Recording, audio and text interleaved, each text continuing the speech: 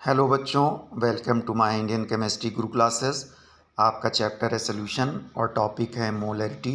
जिन बच्चों ने अभी तक मोलैरिटी को नहीं समझा है या जो बच्चे कॉम्पिटिटिव एग्ज़ाम्स की तैयारी कर रहे हैं उनके लिए ये चैप्टर या ये टॉपिक बहुत ही इंपॉर्टेंट है। यहाँ पे 20 MCQs हैं। चलिए एक एक करके एक्सप्लेनेशन के साथ समझते हैं।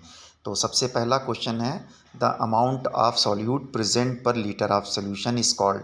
1 लीटर सोल्यूशन में सॉल्यूट का जितना अमाउंट प्रेजेंट होता है उसे क्या कहते हैं। तो यहाँ पे सही ऑप्शन होगा कंसंट्रेशन ऑफ सोल्यूशन। चलिए इसको समझते हैं। देखिए सोल्यूशन होता है होमोजीनियस, तो जितना भी सोल्यूशन का वॉल्यूम होता है उसके हर लीटर में सॉल्यूट इक्वली डिस्ट्रीब्यूटेड हो जाता है। तो 1 लीटर सोल्यूशन में सॉल्यूट का जितना भी अमाउंट प्रेजेंट होता है उसी को हम लोग कहते हैं कंसंट्रेशन ऑफ सोल्यूशन। अगर हम सॉल्यूट के अमाउंट को नंबर ऑफ ग्राम्स में लें तो 1 लीटर में जितने नंबर ऑफ ग्राम सॉल्यूट के प्रेजेंट होते हैं उसको सोल्यूशन की स्ट्रेंथ कहते हैं। अगर हम सॉल्यूट के अमाउंट को नंबर ऑफ मोल्स में ले लें तो 1 लीटर में सॉल्यूट के जितने नंबर ऑफ मोल प्रेजेंट होते हैं उसको मोलैरिटी कहते हैं सोल्यूशन की।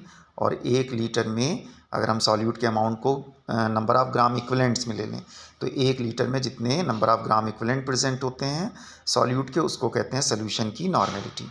चलिए क्वेश्चन नंबर 2 है, the number of moles of solute present per litre of solution is called.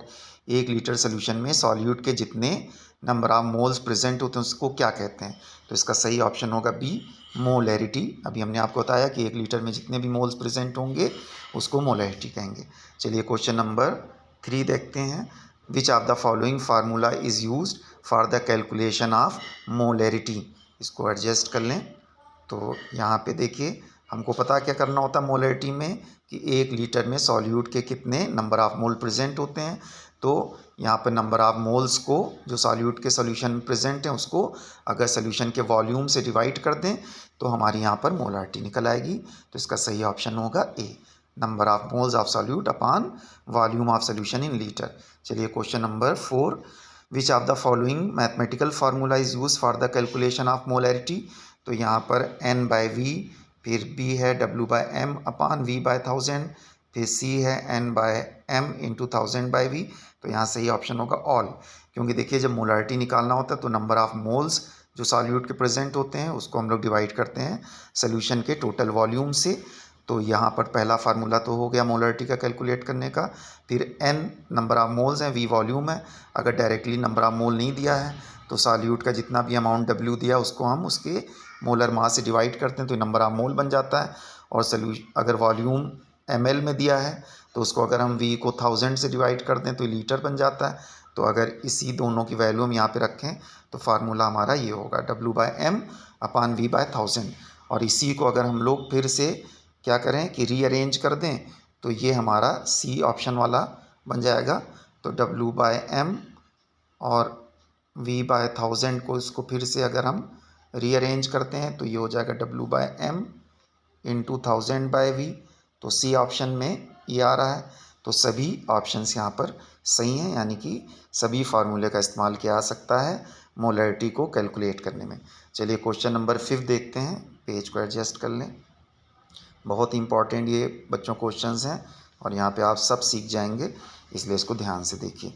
चलिए question number 5, the number of formula mass present per litre of solution is called. तो यहाँ पे क्या है कि 1 लीटर में जितने सॉल्यूट के फार्मूला मास प्रेजेंट होते हैं उनको क्या कहते हैं। तो इसका ऑप्शन होगा फॉर्मेलिटी। देखिए मोलैरिटी और फॉर्मेलिटी लगभग एक ही चीज़ है, ठीक है। जब कोई कंपाउंड या कोई सॉल्यूट आयनिक होता है तो उसी की मोलैरिटी को लगभग हम लोग फार्मेलिटी मान लेते हैं, मतलब मोलैरिटी को फार्मेलिटी मान लिया जाता है। ओके, तो यहाँ पर जहाँ पे हम टर्म यूज़ करते हैं कि number of moles of solute present per litre of solution, यहाँ पे हम टर्म यूज़ करेंगे number of formula units present per litre of solution, उसी को हम लोग कह देते हैं फार्मेलिटी। तो जस्ट बिल्कुल मोलैरिटी की तरह इसका कैलकुलेशन भी होता है। चलिए question number 6, which of the following formula is use for the calculation of formality of the solution. तो यहाँ पर मतलब क्या हुआ कि सोल्यूशन की फार्मेलिटी को कैलकुलेट करने का फार्मूला क्या होता है। तो यहाँ पर ऑप्शन जो ए होगा वो सही होगा, number of formula units upon volume of solution in litre. तो नंबर ऑफ फार्मूला यूनिट जितनी भी सोल्यूशन में प्रेजेंट हैं उसको अगर हम सोल्यूशन के टोटल वॉल्यूम से डिवाइड कर दें तो यहाँ पर लीटर निकल आएगी फार्मूला यूनिट और यही कहलाएगी फार्मेलिटी। चलिए नेक्स्ट क्वेश्चन देखते हैं क्या है। क्वेश्चन नंबर 7 यहाँ पर है।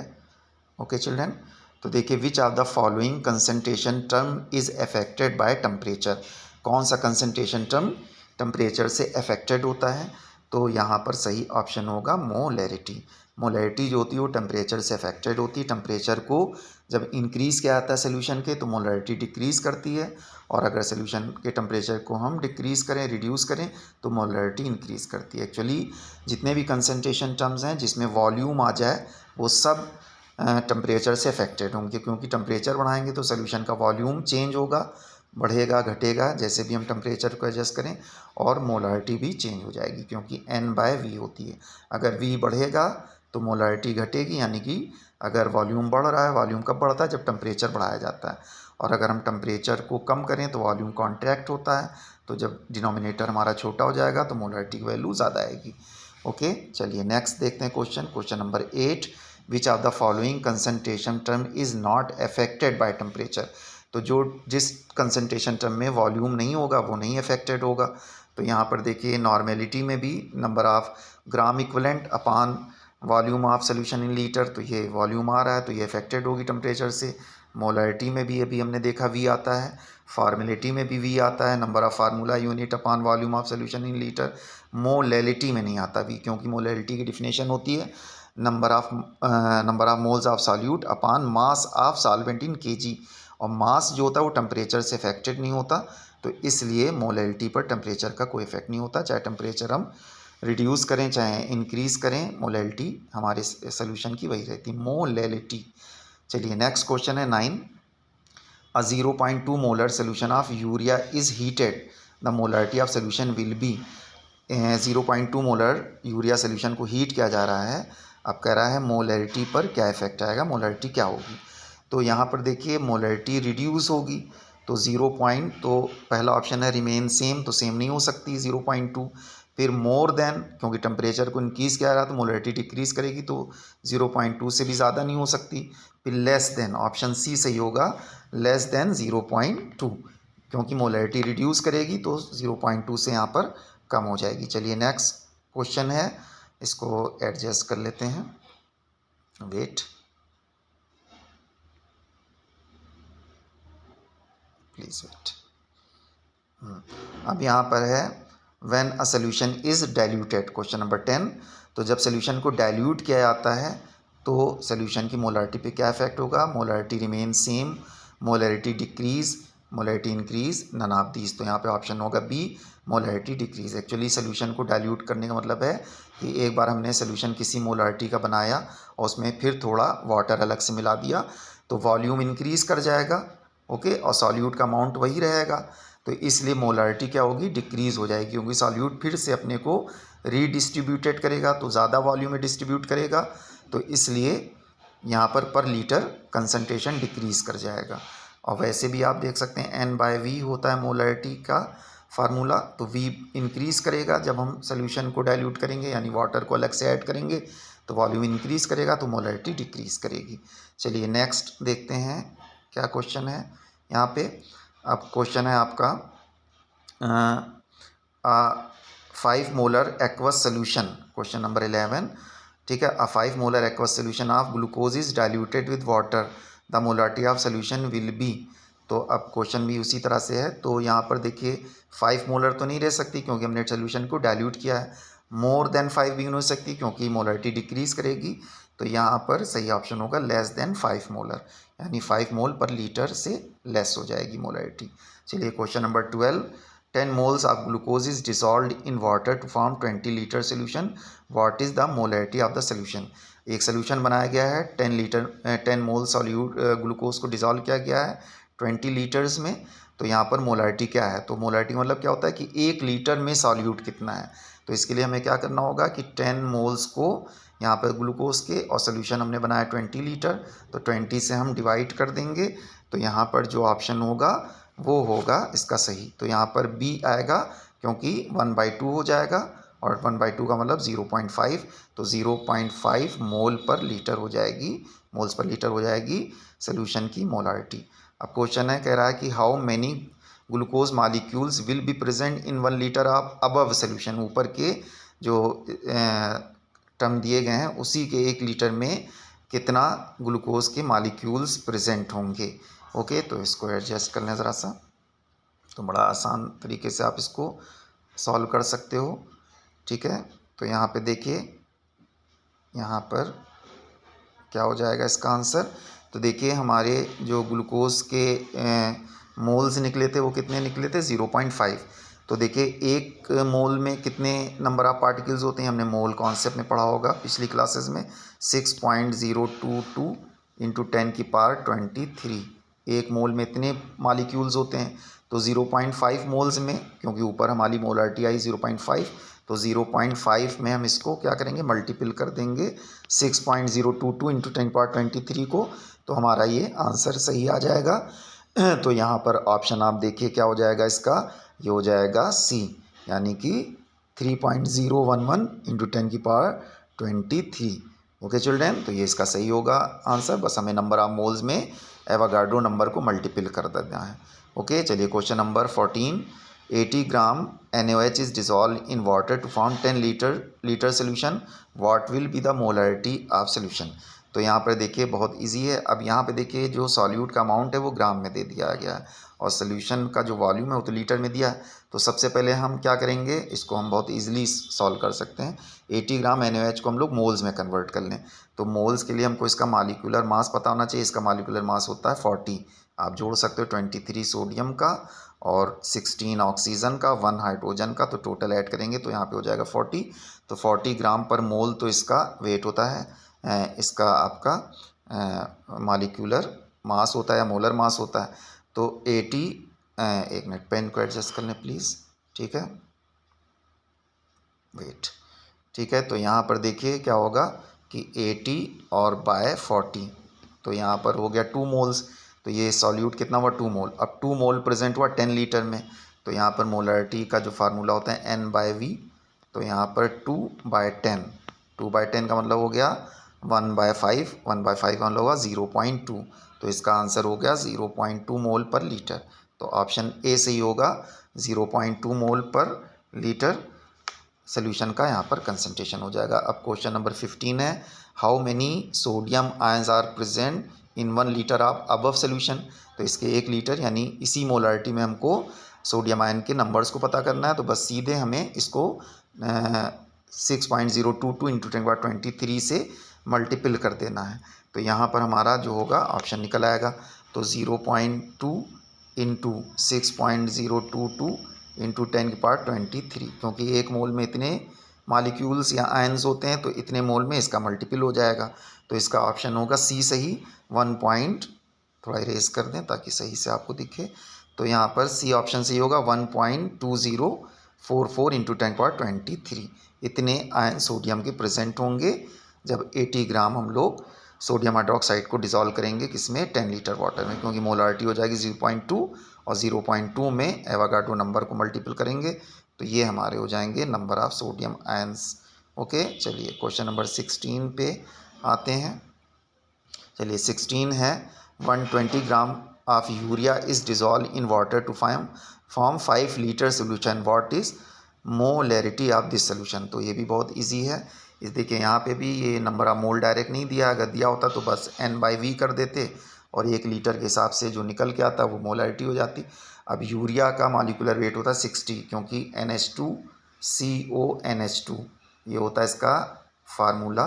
तो अगर हम इसमें यहाँ पे नाइट्रोजन, हाइड्रोजन, ऑक्सीजन सबका वेट रख करके निकालें तो मॉलिक्यूलर वेट आएगा 60। तो अब 60 तो इसका हो गया मॉलिक्यूलर वेट, तो 120/60 अगर डिवाइड कर दें तो ये हो गया 2 मोल्स। अब 2 मोल कितने प्रेजेंट है, कितने लीटर वाटर में, 5 लीटर वाटर में, तो 2/5 हो जाएगा। ठीक है, 2/5, ठीक है, 2/5। अब यहाँ पर जो सही आंसर हो जाएगा ये आपका क्वेश्चन नंबर, हाँ, तो यहाँ पर ऑप्शन होगा 2/5 का मतलब हो गया कि ऑप्शन नंबर ए इसका सही होगा। ठीक है, ऑप्शन नंबर ए नहीं, सॉरी ए नहीं, 4 हो जाएगा इसका, क्योंकि यहाँ पर 2/5 है, 0.4 हो जाएगा। तो 0.4 मोल्स पर लीटर इसकी हो जाएगी मोलरिटी। ओके चिल्ड्रन, तो 0.4 मोल्स पर लीटर। और अगर हम चाहते हो तो डायरेक्टली भी निकाल सकते थे। फार्मूला क्या होता है, N/V। अगर नंबर ऑफ मोल्स दिए होते हैं और वॉल्यूम दिया हो तो दिया ही है, यहाँ पे नंबर ऑफ मोल नहीं दिए हैं तो इसको ओपन करके लिखेंगे W/M अपान V/1000। इसी पर हम अगर वैल्यू रख दें, W कितना है 120 और मोलर मास होता है यूरिया का 60 और वह सीधे यहाँ पर लीटर दिया है 5, यहाँ पे चेंज भी करने की जरूरत नहीं, V/1000 क्योंकि अगर ml में दिया होता तो 1000 कर लेते हैं यहाँ पे। ओके चिल्ड्रन, तो यहाँ पे सीधे हमारी निकल आएगी मोलरिटी। चलिए नेक्स्ट देखते हैं क्वेश्चन नंबर 17 कह रहा है in above solution how many moles of urea is present. Okay children, तो बस यहाँ पे भी वही करेंगे हम, जितने नंबर ऑफ मोलरिटी है यहाँ पर 0.4 मोल्स पर लीटर, इसका मतलब होगा कि 1 लीटर में 0.4 मोल्स यूरिया के प्रेजेंट हैं। तो यहाँ पे भी एवोगाड्रो नंबर से मल्टीपल कर देंगे तो 0.4 इंटू 6.022 इंटू 10⁻23। तो यहाँ पर हमारा जो ऑप्शन आ जाएगा वो आ जाएगा बी 2.40 इंटू 10⁻20। ठीक है, यहाँ पे इसको इरेज कर दें ताकि आंसर आपको दिखाई दे। ठीक है, 2.40 इंटू 10⁻24 इसका आंसर आ जाएगा। ठीक है, यानी ऑप्शन बी सही होगा। चलिए 3 क्वेश्चन और बचे हैं। तो यहाँ पर क्वेश्चन नंबर 18 है कि 6.022 into 10⁻24 urea molecules is present in 4 litre of solution. Okay, molarity of solution will be, तो यहाँ पे क्या है कि अगर यूरिया के इतने मॉलिक्यूल्स ठीक है 4 लीटर में प्रेजेंट हों तो यहाँ पर मोलारिटी क्या होगी। तो देखिए यहाँ पर बड़ा आसान तरीका है, नंबर ऑफ मोल्स निकाला जाता है। देखिए 3 तरीके से, जब वेट दिया हो सॉल्यूट का तो गिवन अमाउंट अपान ठीक है मोलर मास, अगर पार्टिकल दिए गए हों तो n का मतलब नंबर ऑफ गिवन पार्टिकल और divided by Avogadro number of particle का मतलब 6.022 इंटू 10⁻23 से अगर हम डिवाइड कर दें तो यहाँ पे नंबर ऑफ मोल्स निकल आएंगे। ओके, तो चलिए यहाँ पर पहले ठीक है पेन एडजस्ट कर लें एक बार, तब हम इसको, बहुत ही इम्पॉर्टेंट है ये क्वेश्चन। अब आप देखिए कैसे ये सॉल्व होगा।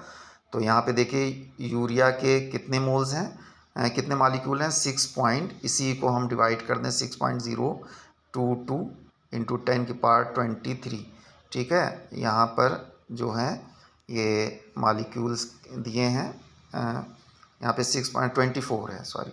ठीक है, अब यहाँ पे तो ये नंबर ऑफ मॉलिक्यूल्स गिवन है और इसको हम किससे डिवाइड कर दें, एवोगाड्रो नंबर से 6.022 इंटू 10⁻23 से। तो ये तो कट हो जाएगा और ये 23 ऊपर जाएगा तो 10। यहाँ पर कितने मोल्स हो गए ग्लूकोज के, यहाँ पे हो गए आपके ठीक है 10 मोल्स। ठीक है, तो यहाँ पर 10 मोल्स हो गए। चलिए यूरिया नहीं ग्लूकोज नहीं बल्कि यूरिया है, तो 10 मोल को 4 से हम डिवाइड कर दें तो 10/4। ओके, तो यहाँ पे हो जाएगा 2.5, तो 2.5 मोल्स पर लीटर इसकी हो जाएगी क्या मोलरिटी। अब इसी में पूछा गया है कि इन अबव सोल्यूशन, इसको इरेज कर दें। ठीक है, in above solution how much gram of urea is present per litre. Okay children, तो इसका मतलब है कि 1 लीटर में यूरिया का कितना ग्राम प्रेजेंट है। ओके, तो यहाँ पर आप क्या करिए, देखिए नंबर ऑफ मोल्स गिवन है, तो नंबर ऑफ मोल्स को अगर हमको ग्राम में कन्वर्ट करना है तो यूरिया के मोलर मास से मल्टीपल कर दें, क्योंकि 1 मोल यूरिया कितने होती है 60 ग्राम, 2 मोल यूरिया हुई 120 ग्राम और यहाँ पे कितने मोल्स है 2.5, तो 2.5 इंटू 60। ठीक है, यूरिया का मोलर मास होता है 60, तो यहाँ पे हो जाएगा 150 ग्राम। तो इसका सही ऑप्शन हो जाएगा 150 ग्राम यूरिया प्रेजेंट है। तो देखिए हमने क्या किया कि यहाँ पर मॉलिक्यूल्स दिए थे, अब देखिए कि मॉलिक्यूल को हमने किस में कन्वर्ट किया, नंबर ऑफ मोल्स में, तब हमारी मोलारिटी निकल आई और नंबर ऑफ मोल्स को जब हमने मॉलिक्यूलर मास से मल्टीपल किया तो हमको ग्राम में पता चल गया। ओके, चलिए लास्ट क्वेश्चन देखते हैं क्या है। ठीक है, तो यहाँ पर अगला क्वेश्चन ठीक है, हाँ ये क्वेश्चन एडजस्ट कर लें 1 मिनट प्लस पेन को और पेज को भी एडजस्ट कर लें। चलिए यहाँ पर देखिए एन एक्वस सोल्यूशन और यहाँ पर ब्रैकेट में दिया है मोलारिटी 2 है और वॉल्यूम है इसका 100 is diluted with water to make volume up to 400 ml। अब कह रहा है molarity of solution will be, तो एक सोल्यूशन था हमारे पास जिसकी मोलारिटी थी 2 मोल पर लीटर और वॉल्यूम था 100 ml, और इसको हमने जब वाटर मिला के डाइल्यूट किया तो हमने सोल्यूशन को कितना कर दिया 400 ml, मतलब कि पहले 100 ml था, अब हमने इसको कर दिया 400 ml। तो सोल्यूशन की मोलैरिटी पूछ रहा है कि नए सोल्यूशन की मोलैरिटी क्या होगी। तो यहाँ पे देखिए आप मोलैरिटी इक्वेशन लगा सकते हैं, M1V1। जब भी सोल्यूशन को डाइल्यूट करके हमको नया सोल्यूशन बनाओ तो नई मोलैरिटी को इसी फार्मूले से निकाल सकते हैं, M1V1 इक्वल टू M2V2। तो पहली मोलैरिटी है 2, वॉल्यूम है 100, ओके, और फिर नई मोलैरिटी हमको M2 निकालना है और मल्टीपल कर दीजिए इसके अंदर, टोटल वॉल्यूम कितना कर दिया 400। तो जब इसको हम सॉल्व करेंगे तो यहाँ पर हमारा आंसर जो आ जाएगा, ठीक है, ये हो जाएगा 200/400, क्योंकि यहाँ पे जब M2 को आप रोकोगे तो ये तो 200 बन गया और यही नीचे 400 आ जाएगा। तो यहाँ पर आपका जो आंसर होगा वो 0.5 हो जाएगा, यानी कि बी ऑप्शन आपका यहाँ पर सही होगा। तो ये इस तरह से 20 क्वेश्चंस मैंने सॉल्व करा दिए चिल्ड्रन। इसी तरह से हर टॉपिक पे हम नए क्वेश्चंस लाएंगे, सिर्फ एक ही टॉपिक पर, ताकि आपका कॉन्सेप्ट क्लियर हो जाए। चलिए, thank you for watching. Channel को सब्सक्राइब कर दीजिएगा और लाइक कर दीजिएगा। चलिए, थैंक यू।